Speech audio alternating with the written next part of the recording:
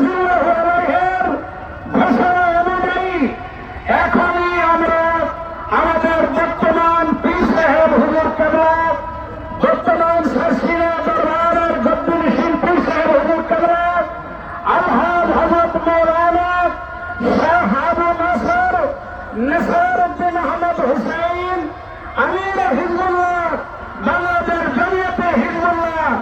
হুজুরের হাতে আমরা এখন সকলেই তানজিলের বায়াত গ্রহণ করব।